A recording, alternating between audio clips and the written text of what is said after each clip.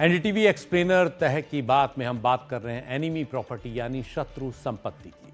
शत्रु संपत्ति अधिनियम के तहत पाकिस्तान की जिन बड़ी हस्तियों की संपत्तियां भारत में सुर्खियों में रही हैं, उनमें से एक हैं पाकिस्तान के पूर्व राष्ट्रपति परवेज मुशर्रफ। उत्तर प्रदेश के बागपत जिले में एक गांव है कोटना बंगार गांव। इस गांव की 13 बीघा जमीन परवेज मुशर्रफ के परिवार की बताई जाती है। पिछले साल 12 सितंबर को खेती की जमीन पर एक नोटिस लगा मिला। नोटिस के मुताबिक इस जमीन को ई ऑक्शन यानी इलेक्ट्रॉनिक नीलामी के जरिए बेचने का निर्देश दिया गया था। आपको बता दें कि परवेज मुशर्रफ का जन्म आज़ादी से पहले 1943 में दिल्ली के दरियागंज इलाके में हुआ था और उनके घर को नहर वाली हवेली कहा जाता है। 2001 में भारत दौरे पर आए मुशर्रफ अपने बचपन के इस घर भी गए थे।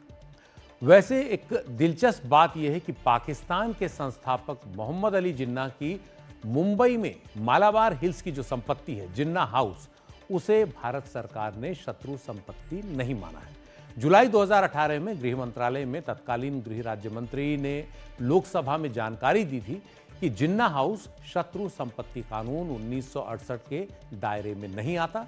सरकार के मुताबिक administration of evacuee property act 1950 के तहत ये इवैक्यूई प्रॉपर्टी है, यानी ऐसे व्यक्ति की संपत्ति जो विभाजन से पहले के भारत में कहीं रह रहा था भारत में और सांप्रदायिक तनावों की वजह से तब देश छोड़कर चला गया, इसलिए ये भारत सरकार की संपत्ति है।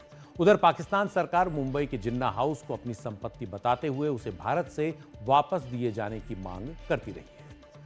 अब एक सवाल यह भी उठता है कि भारत में कितनी शत्रु संपत्तियां हैं। तो भारत में ऐसी करीब 12,611 शत्रु संपत्तियां हैं, जिनकी कुल कीमत लगभग 1 लाख करोड़ रुपए है। इनमें सबसे ज्यादा 6,041 शत्रु संपत्तियां उत्तर प्रदेश में हैं, जिनमें से अकेले लखनऊ में 361 संपत्तियां हैं। दूसरे स्थान पर सबसे ज्यादा 4,354 पश्चिम बंगाल में है। चीनी नागरिकता ले चुके लोगों की 126 संपत्तियों में से सबसे अधिक 57 शत्रु संपत्तियां मेघालय में हैं, 29 पश्चिम बंगाल में और 7 संपत्तियां असम में हैं।